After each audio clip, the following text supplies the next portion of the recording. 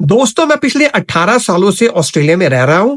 मैं खुद इस कंट्री में एज ए स्टूडेंट आया था। इस वीडियो में मैं आपको बताऊंगा कि ऑस्ट्रेलिया में सीधी पीआर कैसे ली जा सकती है। हाँ जी, तो ऑस्ट्रेलिया में सीधी पीआर लेना संभव है।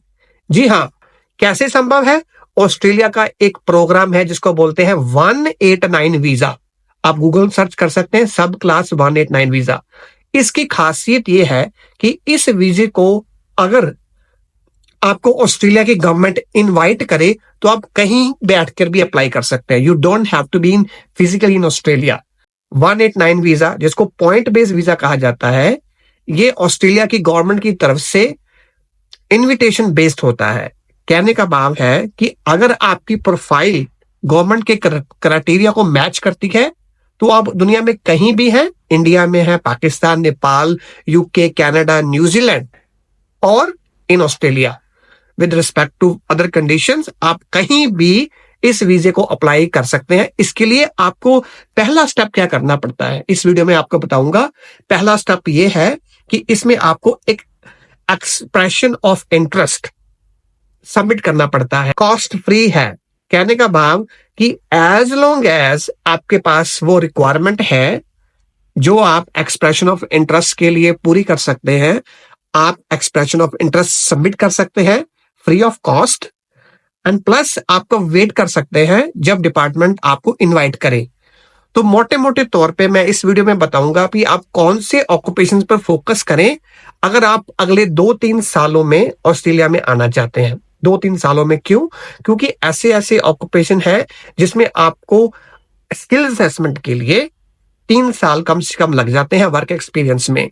तो अब से आप शुरू करेंगे, अगले 2-3 सालों में कर सकते हैं। और अगर आप हाफ वे थ्रू भी पहुंच जाते हैं, लेट्स से कुछ ऐसे ऑक्यूपेशन है जिसमें आप जल्दी से जल्दी ऑस्ट्रेलिया आना चाहते हैं लेकिन आपके पास 3 साल का टाइम नहीं है, you don't want to spend 3 years time, you can still come to Australia.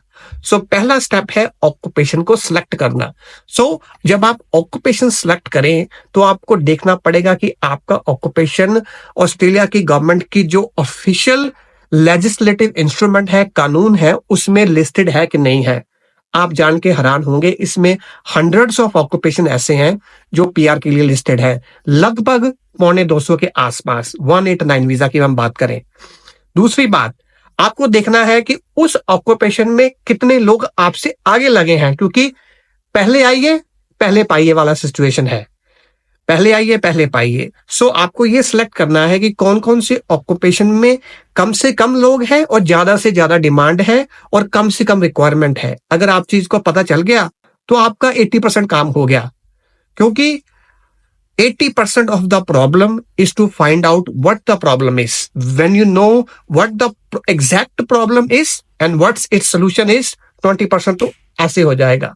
So first step is find out the occupation. There are many occupation which have very few people in the queue. Means कि उन्होंने भी expression of interest आप ही की तरह लगाया है लेकिन वो बहुत कम है और डिमांड भरपूर है। गवर्नमेंट चाहती है कि ये लोग जल्दी से जल्दी ऑस्ट्रेलिया में आए और इसलिए वो ज्यादा हाईएस्ट पॉइंट वाले को नहीं देखते, बेसिक पॉइंट को भी अप्लाई कर रहे हैं, इनवाइट कर रहे हैं। तो ऐसे ऑक्यूपेशन में आपको 3 बताता हूं। ऐसे पहला ऑक्यूपेशन है कैबिनेट मेकर।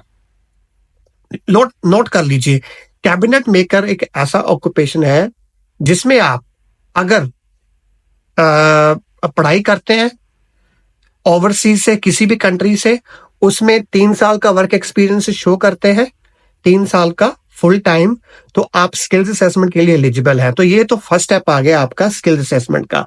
सेकंड आपको स्टेप करना है, दूसरा ऑक्यूपेशन मैं बताता हूं आपको, वो है कारपेंटर। कारपेंटर एक ऐसा ऑक्यूपेशन है जिसकी डिमांड बहुत ज्यादा है ऑस्ट्रेलिया में। जब घर बनते हैं, बिल्डिंग्स बनती हैं, तो कारपेंटर की डिमांड बहुत ज्यादा रहती है। इस समय ऑस्ट्रेलिया में हाउसिंग मार्केट क्राइसिस के थ्रू जा रहा है और गवर्नमेंट को अगले 5 सालों में 1.2 मिलियन घर बनाने हैं ऑस्ट्रेलिया की गवर्नमेंट को, लेकिन इनके पास घर बनाने के लिए वर्कर्स नहीं है। तो इनका जो फोकस है वो स्किल्ड वर्कर पे है, ट्रेड्स वर्कर पे है, कंस्ट्रक्शन वर्कर पे है। तो सेकंड ऑक्यूपेशन मैंने आपको बताया कारपेंटर।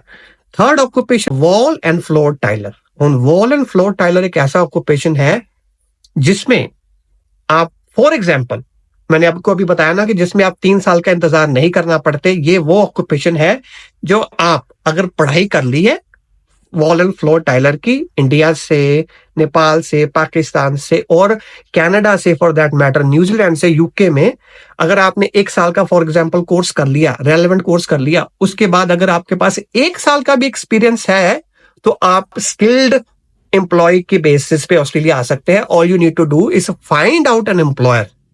वो एक अलग टॉपिक है, लेकिन यस, अगर आपके पास एम्प्लॉयर है, आप क्वालिफाइड है, तो आप इस ऑक्यूपेशन के थ्रू जल्द से जल्द आ सकते हैं। Back to the topic of 189 visa. So yes, 3 साल का एक्सपीरियंस है तो आप इस ऑक्यूपेशन में भी स्किल असेसमेंट करा सकते हैं और फिर आप अपना एक्सप्रेशन ऑफ इंटरेस्ट, जिसको EOI शॉर्ट फॉर्म में बोलते हैं, वो लगा सकते हैं। जब आपने EOI लगा दिया, उसके लिए 3-4 रिक्वायरमेंट मैं और बता देता हूं, वैसे तो बहुत ज्यादा है।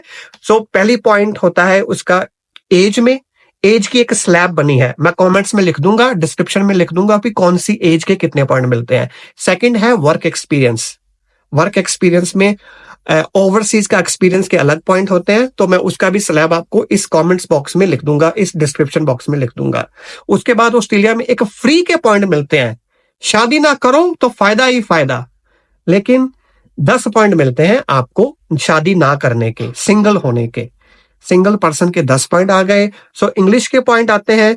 इंग्लिश का भी एक स्लैब बना है, अगर आप आइल्स या इसके इक्विवेलेंट स्कोर है उसमें 7 ईच है तो उसके 10 पॉइंट मिलते हैं, 8 ईच है तो 20 मिलते हैं। सो इंग्लिश के पॉइंट आ गए, शादी ना करने के सिंगल के पॉइंट आ गए, फॉर दैट मैटर। थर्ड आ गए आपके वर्क एक्सपीरियंस के, क्वालिफिकेशन के भी पॉइंट मिलते हैं। अगर आपकी qualification for example Australian bachelor degree है तो उसके 15 पॉइंट मिलते हैं। सो इस तरह के हायर द क्वालिफिकेशन है तो आपके ज्यादा पॉइंट मिलते हैं। एक और इंपॉर्टेंट एस्पेक्ट है, अगर आपको ऑस्ट्रेलिया की क्वालिफिकेशन चाहिए लेकिन आपके पास बैचलर डिग्री नहीं है तो फिर हम आपकी हेल्प कर सकते हैं एक 10 पॉइंट बोनस लेने में। सो बात को खत्म करते हैं कि 189 में कम से कम कितने पॉइंट चाहिए। कम से कम EOI को सक्सेसफुली लॉन्च करने के लिए 65 पॉइंट्स चाहिए। अगर आपके 65 पॉइंट्स हैं, स्किल असेसमेंट किया है, एज बहुत इंपॉर्टेंट फैक्टर है। एज अगर सिंगल पर्सन की बात करें तो 45 से कम की होनी चाहिए, लेकिन जितनी ज्यादा आपकी एज है उतने फिर पॉइंट्स भी कम हो जाते हैं। सो स्लाइडिंग स्केल है। सो इनफैक्ट अगर आपके पास 65 पॉइंट्स भी है ना इन तीनों ऑक्यूपेशन में, तो there is a good chance कि आपको इनवाइट आ जाएगा। आप ऑस्ट्रेलिया से बाहर किसी भी कंट्री में है, if you meet all other criteria 189 का, हेल्थ एंड कैरेक्टर और सारा बाकी क्राइटेरिया मीट करते हैं, तो आपको वहां बैठे बैठे ही 189 सीधी ऑस्ट्रेलिया की PR ग्रांट हो जाएगी। Australia is a great country. जैसे मैंने बोला कि मैं पिछले 17 सालों से ऑस्ट्रेलिया में रह रहा हूँ, 18 ईयर्स से, 2007 में आया था। तो yes, it's a great country. आप अगर अपनी rest of the life PR में गुजारना चाहते हैं तो 189 is a great visa. For more information, if you have any specific questions, please leave them in the comment box और सेंड अस एन ईमेल और make an appointment. All details are given in our description. So मिलते हैं आपको Australia में। Thank you.